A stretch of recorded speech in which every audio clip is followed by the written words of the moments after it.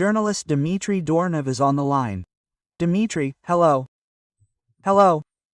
I'd like to start our conversation with your book, House on the Line of Fire. By the way, I highly recommend it to everyone. If you haven't read it yet, do, and there's an ending.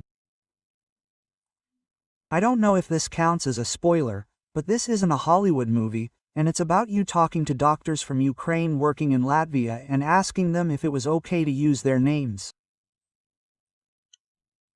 They said, no, because if you become a little more famous, the Russians can track you better. If they come, they'll check these lists. There's a final line. They understand that the war is in Europe, but it's already here. I was very impressed by that ending, and the whole book in general, so I wanted to talk to you. When the war came to Ukraine, when the war came to Donbas, again, you start talking about this in your books, it was more like a tragicomic absurdity, as I understand it.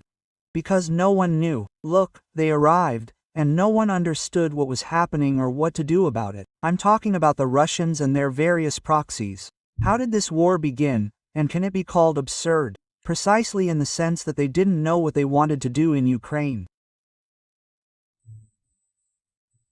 It could be called absurd until around March 11, 2014, when the first people were stabbed to death at a Ukrainian rally.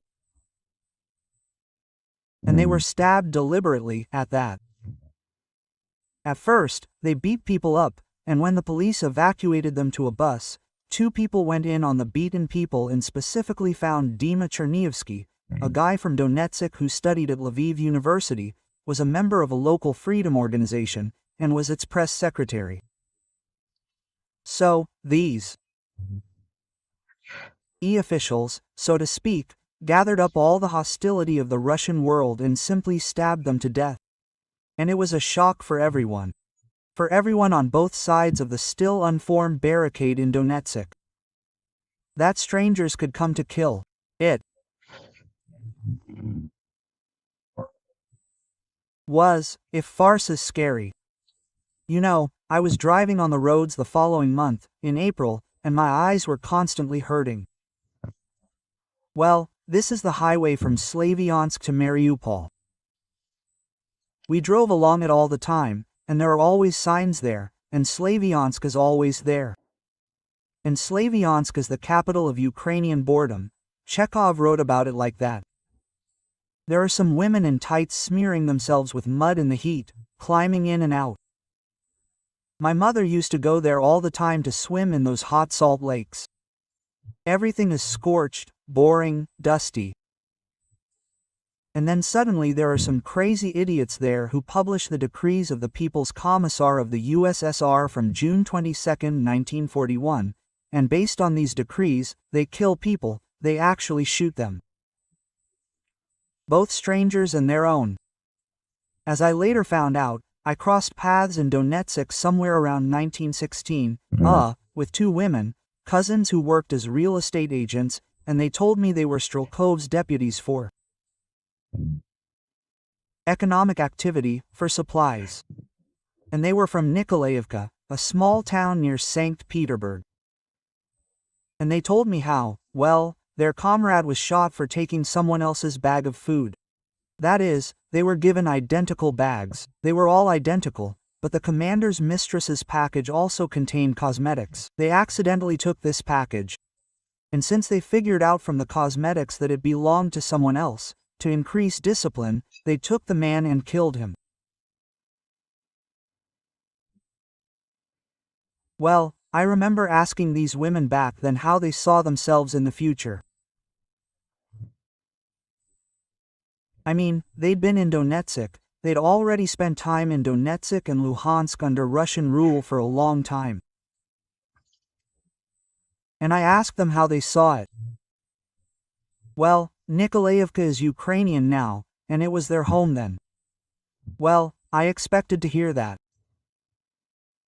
Russia would take Nikolaevka, and we'd return. They said, no, we will never go back. We took 14 children to the Krasnodar region back in April. Our museums work in Moscow and have always worked for this very purpose. But we will not go back to Nikolaevka. You know how many men believed us and went there to Slavyansk and how many of them were killed, so that they would spit in our faces there. No, we will not go back. And this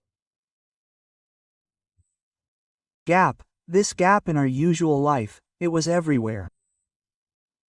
The usual field, as before, will not exist. This is some kind of attempt by Moscow to create some kind of, in quotes, organs of power. That's when they sent Borodai, and this is a Moscow political strategist, whom they made prime minister for a while, for a very short time. And this is he. You write in the book that he came and said that the Bulgarians in Romanian tanks or the Romanians in Bulgarian tanks are attacking now, when? Well, that is absolutely absurd, a statement that even the entourage that was being formed there didn't believe.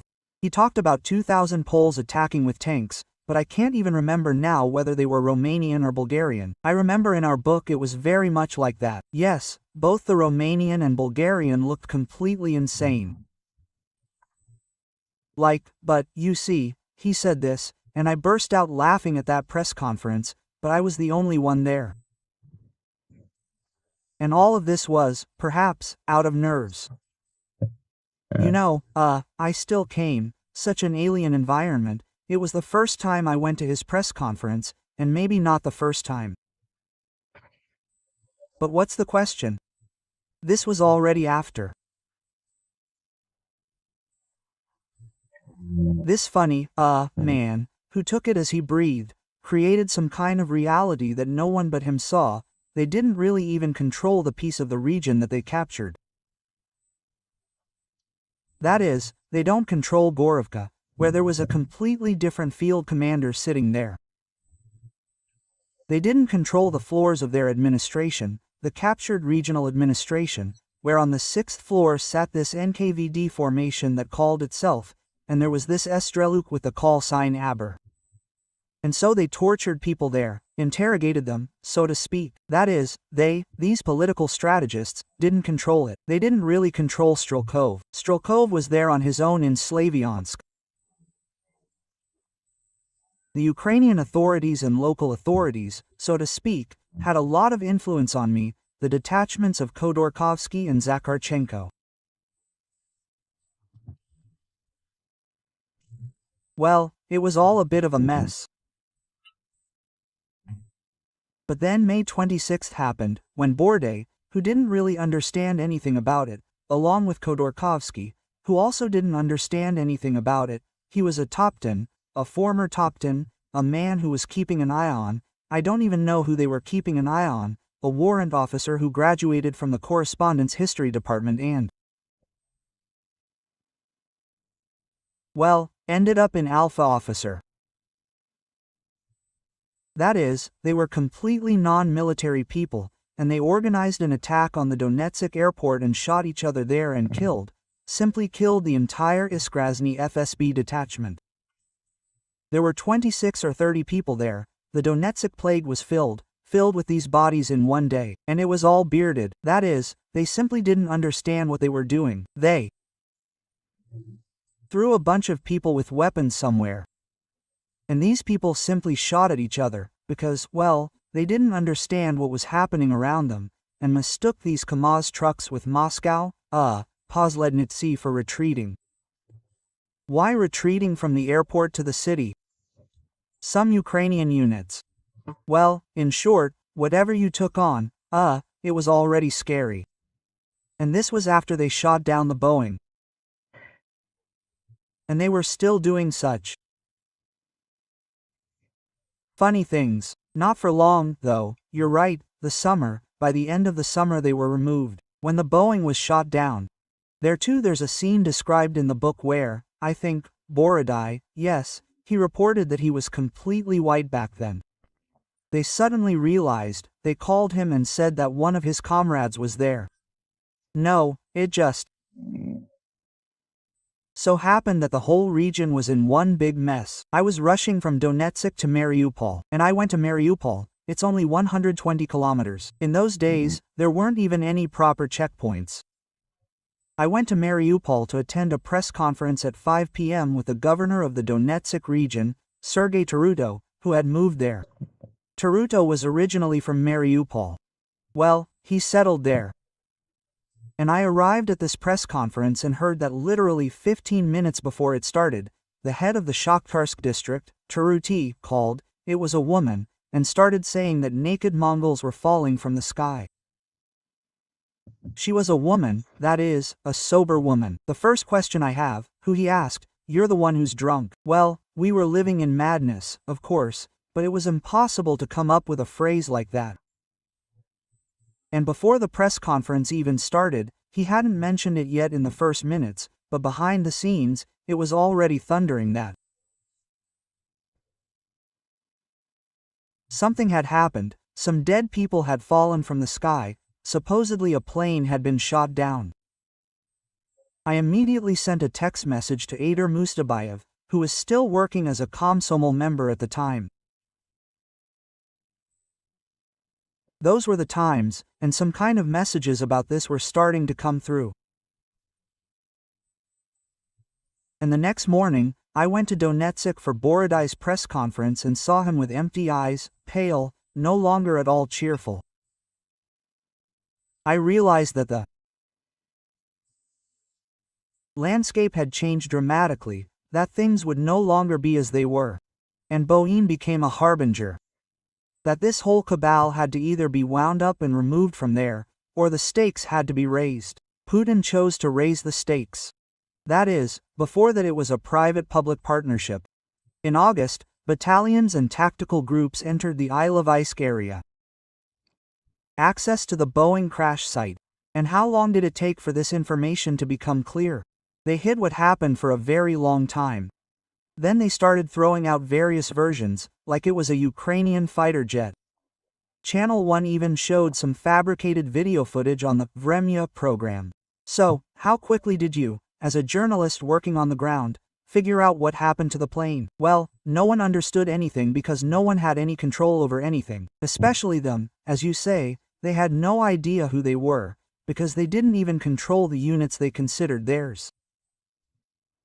So, some militants were wandering around there with machine guns, collecting cosmetics, toys, taking pictures with these toys, with trophies, and posting them on some social media. Meanwhile, this was July, and the Ministry of Emergency Situations was still working absolutely smoothly and reporting to a single command. And the employees of the Ministry of Emergency Situations immediately went to the field. So, the field was filled with Ukrainian Ministry of Emergency Situations personnel who had arrived from Donetsk. So, well, let's say prisons were operating at that time, Ukrainian prisons throughout the country, just like Ukrainian ones, and they operated that way until November 2nd. They were supplied with food, salaries were paid, the guards were armed, they had warehouses of automatic weapons, machine guns, etc. Well, it was this parallel existence of different authorities. Some atomists called themselves the authorities in one place, in another. Borodai, for some reason, called himself the prime minister, and no one controlled anything. Anybody who showed initiative would do something very quickly. And everything happened. Well, in a disorganized manner. So, there was the local authority of the Shakhtarsk district, there was some village head. So, information was being thrown out, and no one understood how it all worked. We'll be blinded. Despite the fact that everyone understood how it should be, because literally just a couple of years before, a Russian plane, crashed near Donetsk. And we saw how the headquarters was being set up, how, relatives of the, victims were taken to the airport, how their bodies were taken out and there they were classified by. Well, equipment, how they assembled this plane there. Well, we lived through all of this in great detail. Moreover, a correspondent from Moscow, Samadalova, who had been to dozens of such disasters, also flew in to see us. And she also told us in detail how the girls in the editorial office should behave, how to dress, remove makeup, not draw attention to themselves. That is, we knew all this, and we just didn't understand, the extent of our world being hacked.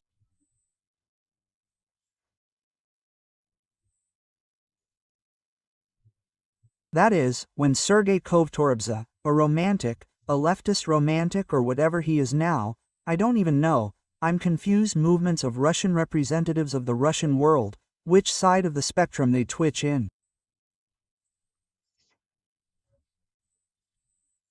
But then he was something like Borodai's press secretary and at the same time a member. They called it the Security Council, something else.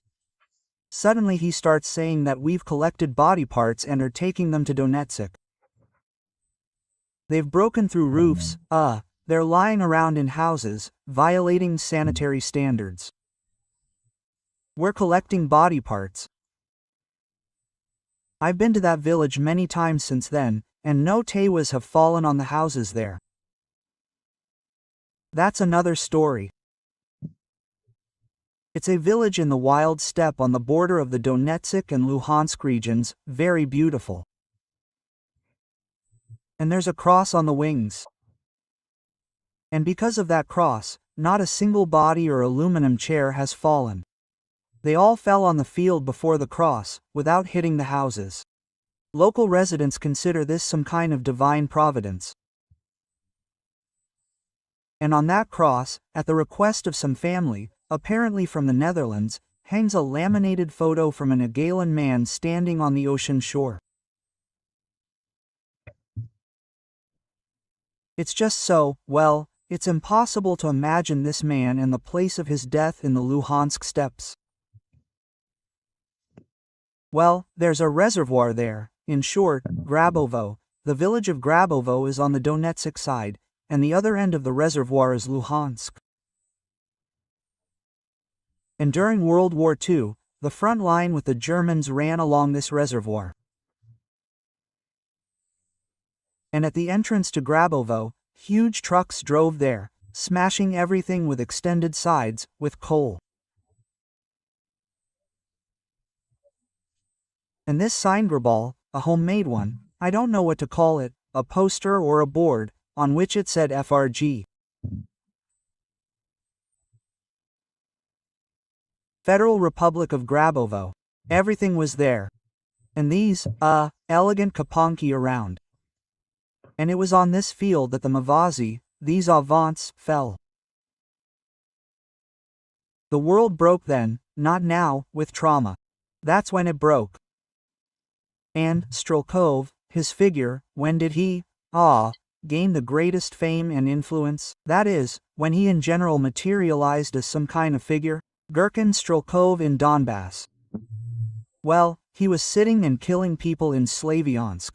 But at the same time, trains went through Slavyansk. I mean, I didn't get to Slavyansk because, well, beyond the perimeter, there was nowhere to write except the Moskovsky Komsomoles, and the Moskovsky Komsomoles sometimes communicated with me as a Ukrainian, sometimes not. Well, because they tried to give some kind of objective picture of those times, but they kept getting derailed.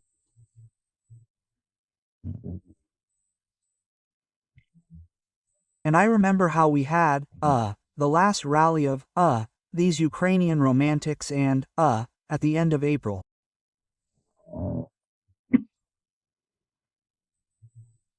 And so, the column that was walking along the main street was attacked by militants prepared with shovels, supported by the police. They killed, they hit people on the heads with these opera shovels. It was a horror. And I suddenly encounter the fact that the federal Moscow media are suddenly writing one thing and the same thing. The anti-fascist march, reading the Russian world, was attacked by brutal Banderites. That is, well, it's just not even a parallel reality, it's some kind of one. And I call and say, are you out of your minds? What is this? Well, I was tying up these people, I saw them, there were a bunch of journalists hit on the head, like there were a lot of them in that crowd. Well, there is a huge amount of videos, photos, evidence, how can you? And so, when the shooters were in Slavyansk, they sent a correspondent from Moscow there. And they calmly traveled on the Moscow-Donetsk train. In Slavyansk, they got off the train and went into the city to look for Strelkov.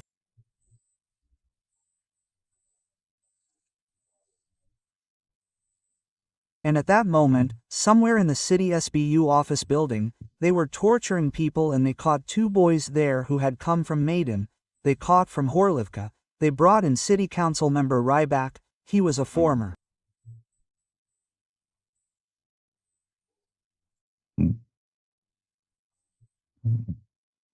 operative, a boss, and when he saw someone else's flag at his own city council, he took it and tore it down.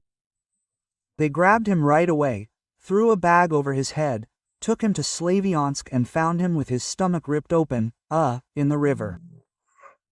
That is, there, with another boy, drowned while still alive.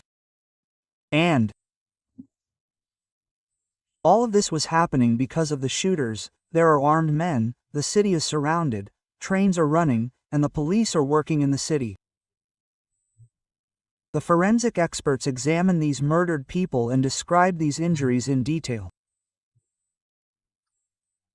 He reports, he is a former policeman, a fisherman. They informed Gorovka's colleagues, his wife, and my friends, the same opposition deputies. I knew, they are organizing the removal of the body. That is, he and his wife arrive very quickly in a minibus, and they show her, she identifies the body, they take her away, and another minibus takes it away.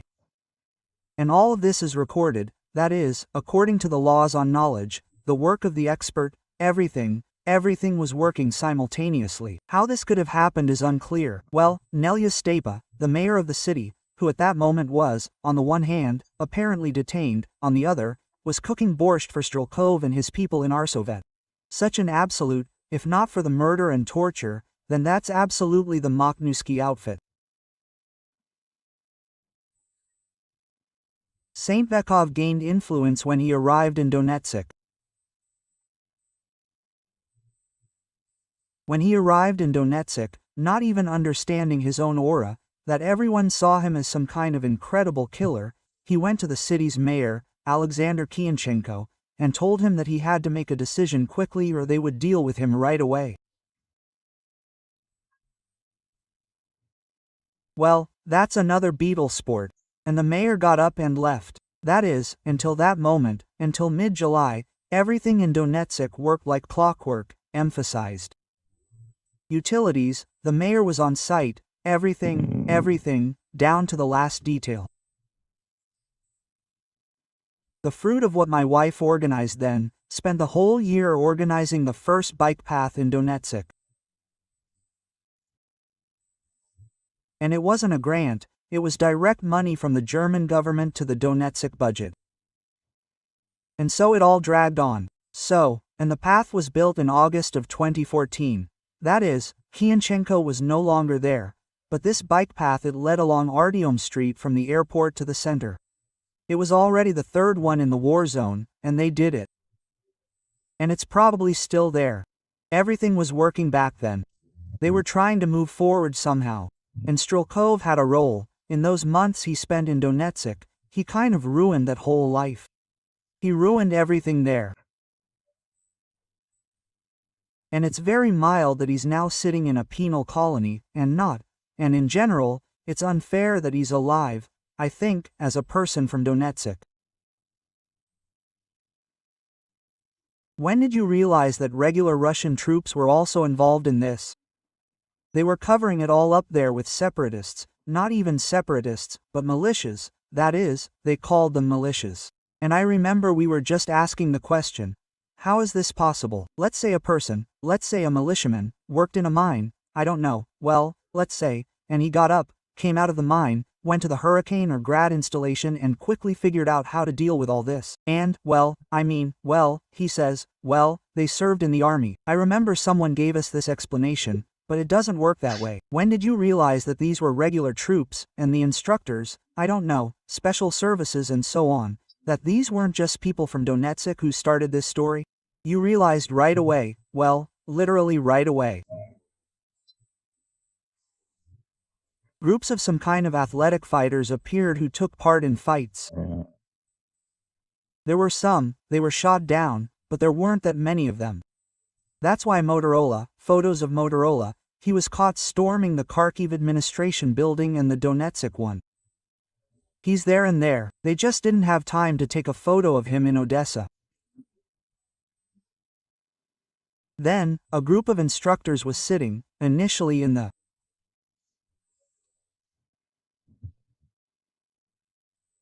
Metropolitan's house next to the cathedral.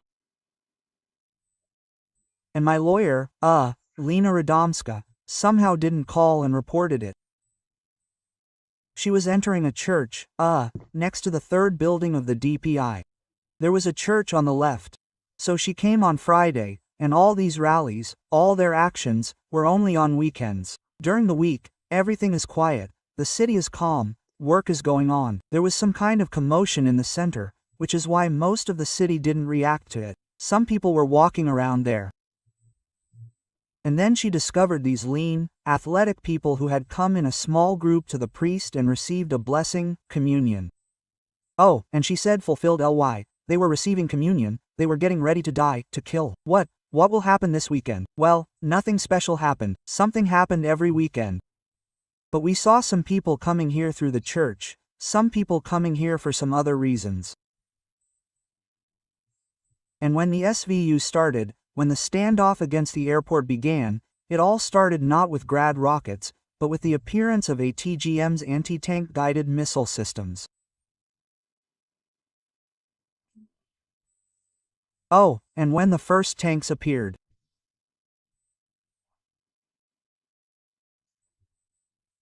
Bourdet was a PR man, and he tried his best to show what they were hiding from you in Moscow. The locals were constantly trying to show more than they could, that Russia was already here. Don't think we've been abandoned, we're not the only ones here. And the first tanks that appeared were driven along Mira Avenue, back and forth past the Donbass arena. They drove around so as many people as possible could take pictures of them on their phones and post them online, like, here are the tanks that are being received there. And that Buck was also driving around haphazardly. I mean, the day before this situation, I heard, there were some photoshops in Snezhnoye or somewhere there. I heard that there was an anti-aircraft missile system, as if it wasn't being hidden at all. They transported him on a trailer, for over a day, across the region from Luhansk to Donetsk, and then said he was gone. So, it all happened somehow. Well, they said something on the outside, but on the inside, no one was really hiding. Then instructors show up, weapons show up, some equipment shows up, maybe in measured batches. And then the first automobile supply battalion for Strelkov is being created.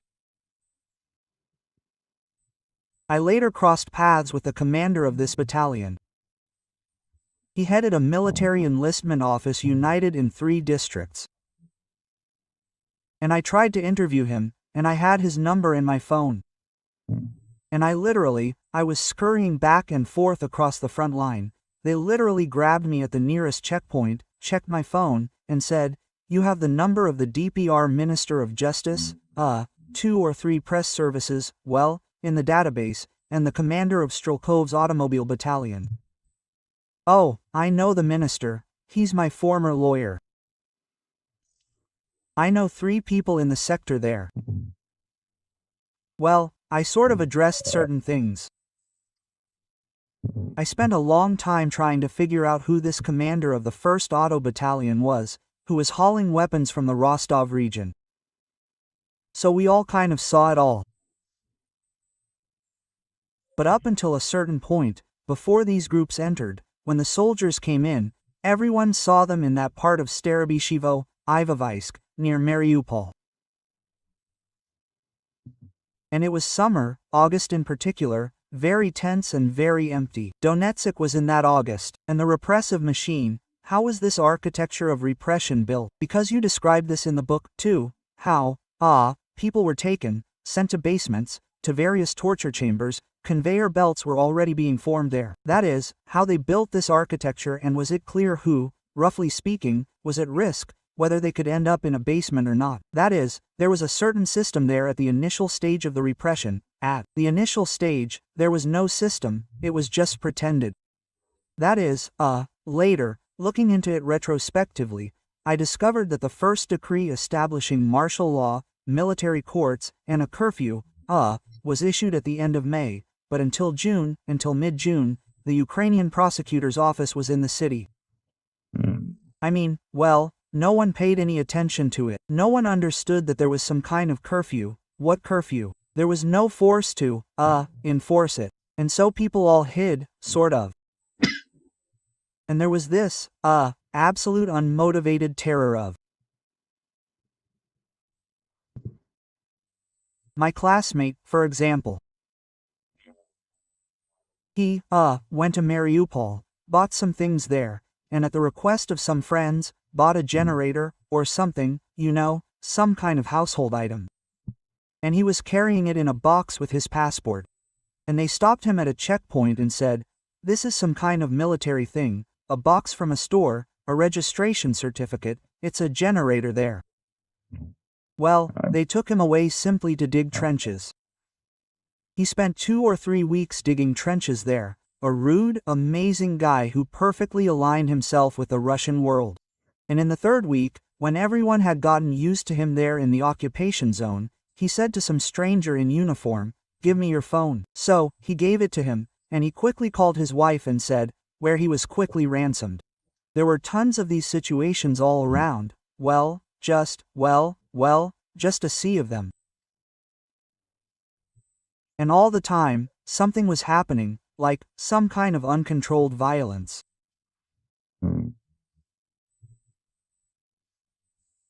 I mean, everyone knew that's what they called it in the hut, and the regional SBU headquarters was run by the Orthodox Army.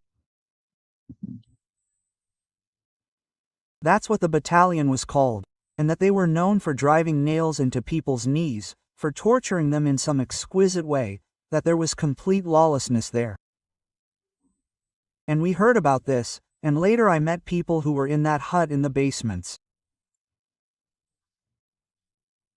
So, I met, a well-known volunteer who was looking for people and saving them, and I met a random old man, a deaf old man. 80 years old, a Russian citizen, who had been imprisoned twice under the DPR. The first time he went to prison was in 2014. He, worked his way up in Norilsk, earned his northern pension, received Russian citizenship at the right time, and was returning when he discovered that his northern pension wasn't working in Ukraine. He bought himself an apartment in Zagres, some shack in the Rostov region.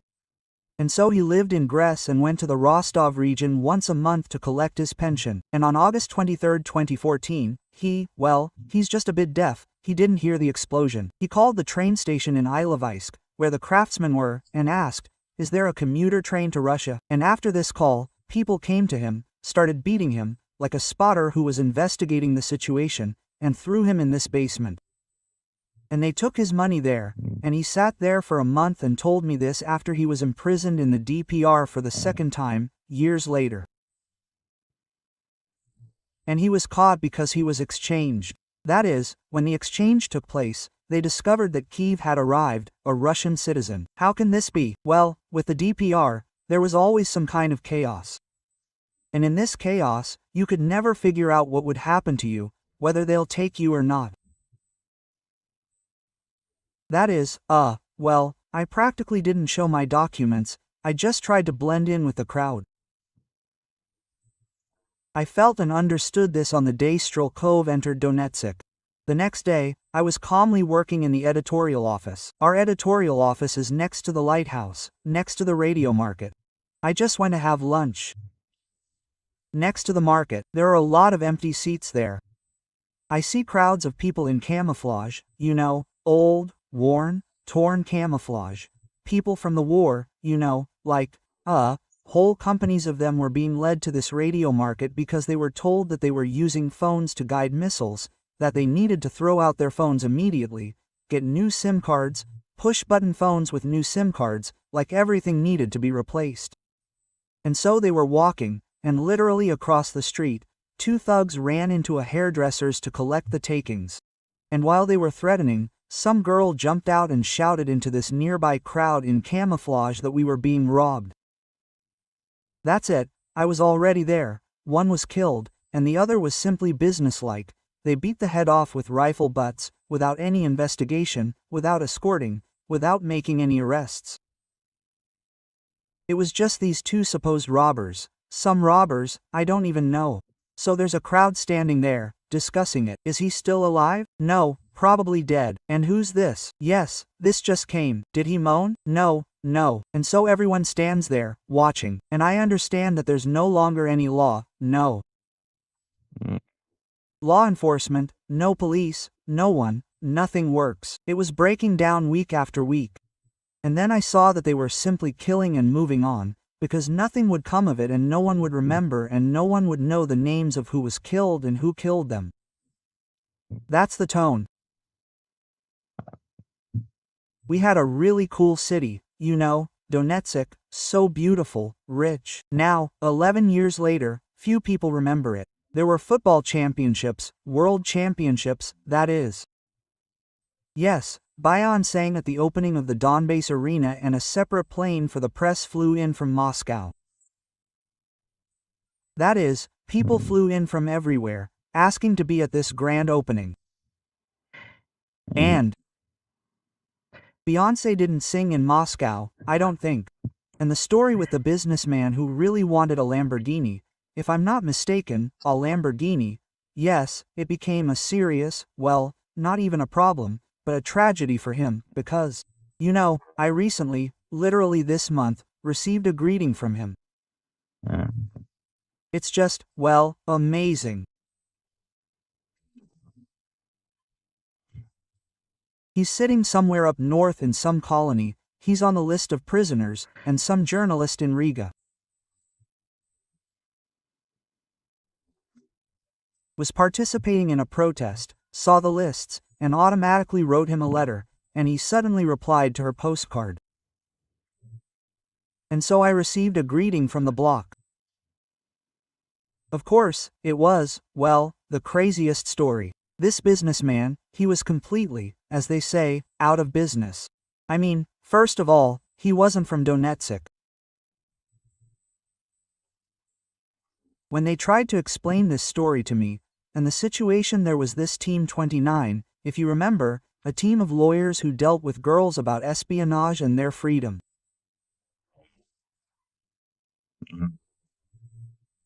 And so they decided to create their own website and started with some big stories. They approached Timur Oleski, saying, "You were in Donbass, we have this story, maybe you'll write it?" And he said, "No, I'm already doing something else, you're stupid." And then this story falls on me, and I realize it's a complete and utter lie. It just can't be true. So, people are flying on some kind of transfer plane to Rostov to get to Dонецк. It was 1918. The trip cost hundreds of hryvnias. Why didn't he just stop in Dонецк? I contacted his wife, and it turns out they weren't even from Dонецк, they were from Dnipro, so they don't have Dонецк registration. So, would they have gotten the SBU pass or not? That's a big question. They should have explained in any case why they were going to Dонецк. And they were just, like, a bit of a rich businessman. He was supplying, mining equipment to the Pavorod mine in Donbass. And so, he once bought this Lamborghini Diablo, which wasn't a rarity. A rarity car is one that hasn't been modified. He had the car crashed, got a new bumper, and something new. In short, it wasn't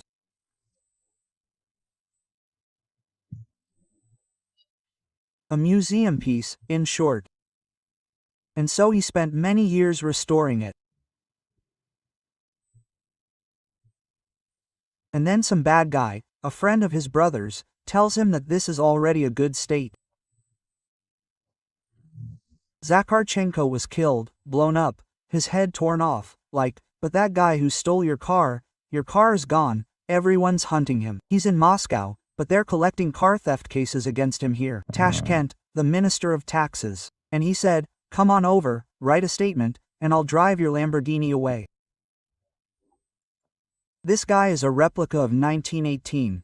So, in 1918, he was picked up by MGB officers at that improvised border, kicked for a long time, and shouted, "What are you here for?" And he shouted, "For the Lamborghini." And it sounded ridiculous, to say the least, when they beat him for 2 months and he saw terrible things there. He was kept in isolation, he saw rape in neighboring cells, like the screams, beatings, constant torture.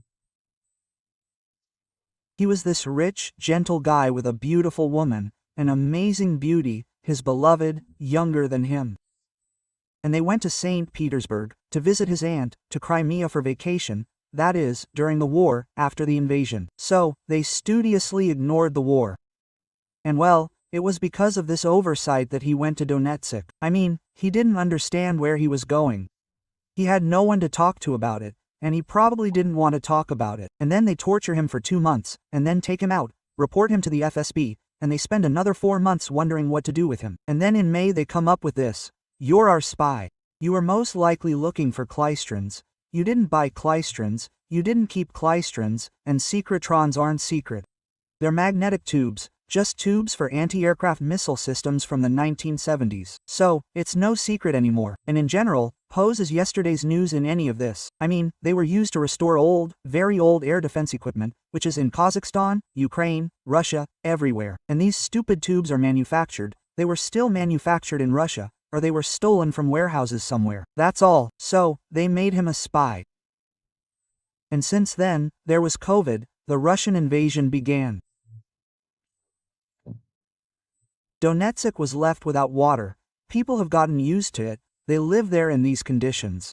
Everything has changed tenfold. And this Marchenko, he's a political prisoner in some Mordovian colony. And wait a second, how many years have passed since 2018? He's been sitting there for 8 years, they gave him 10. So, the lawyers explained to me that he was innocent in the espionage case, but under Putin, there wasn't a single acquittal or a single mitigation of the appeal sentence.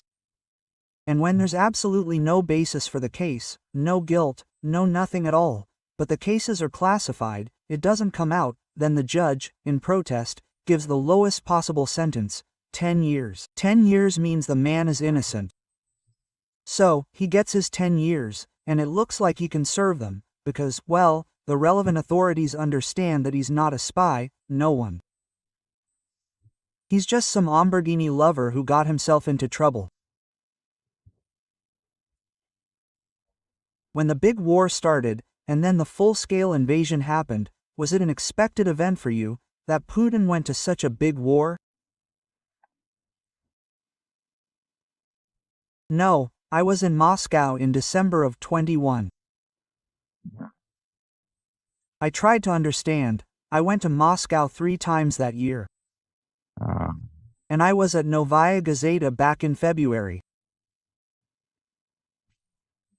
And the military educator Novaya Filgauer kept trying to explain to me that the war would start in the spring, that everything was already ready, that there would be an attack there past Kharkiv, there, surrounded by groups in Donbass. And why isn't your most combat-ready airborne brigade forming a fist to strike Val in the side and so on?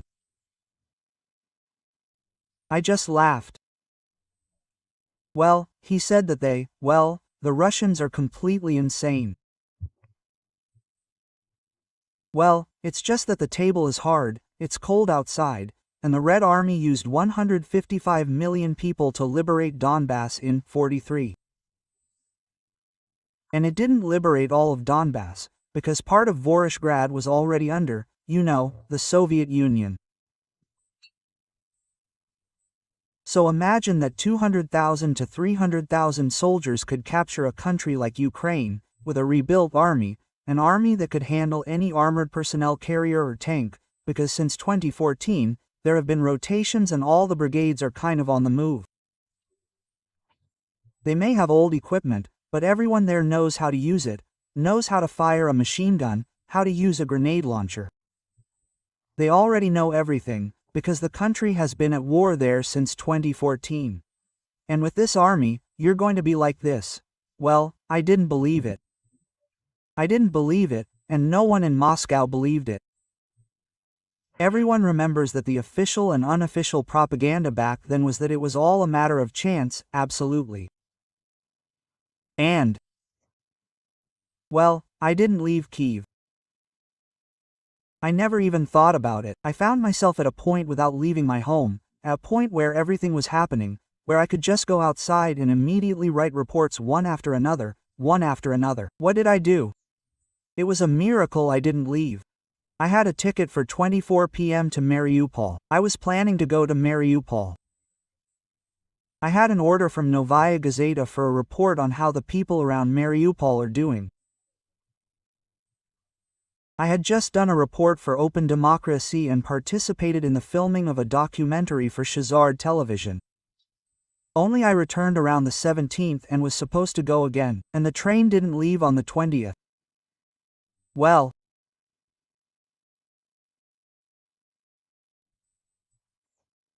it was a shock, of course, but my son, my grandmother had a gaming computer, and he went in my grandmother's to the other side of the Dnieper in Kyiv.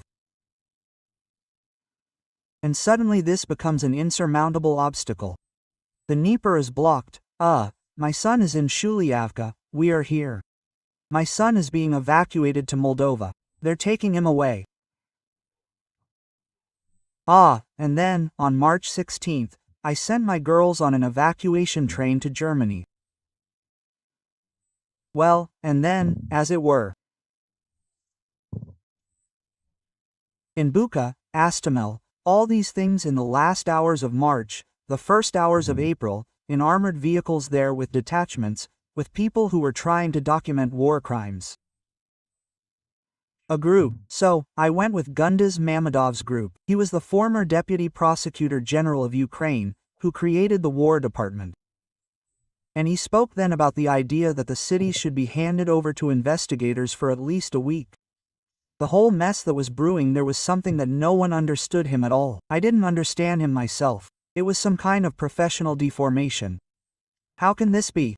Well, it was just terrible there. Everything was blown up, destroyed. This was a place in Donetsk. That is, this was the part of Kyiv, near Kyiv, where mostly people from out of town lived, because normal Kyiv residents didn't buy houses on the part of Kyiv facing Chernobyl. And, as it later turned out, the Belarusian-Russian border is only 90 kilometers long. And since 2006, it was believed that the Chernobyl zone began there. And it was mainly people who moved to Kyiv, Donetsk, Luhansk, and a bunch of other people who lived there. And so, in this prosperous, well, very prosperous area, they start killing people right in the streets and burying them here, on the lawns there, and many are not even buried. And we walk among the bodies and see it. How, in your opinion, will this war end, and how can it end? Do you have an understanding of how? I don't think it can end. Because Russia started the war, and for it, well, it's simply death, and it's impossible to stop it, so to speak. I have a feeling that we have entered some kind of big, long war, which won't end as long as Russia exists in its current form. And she will try to destroy Ukraine, maybe intermittently, maybe with respites, some kind of truce. But, well, my life strategy is that, I will have a job for life. And I need to give my children an education. For now, this work is ongoing. And maybe my children will also join in this work, this struggle. Thank you very much for this conversation, and I recommend to everyone a book called House on the Line of Fire. It's accessible. Oh, and read this book. It made a very strong impression on me. Thank you very much, and until next time, all the best. All the best. He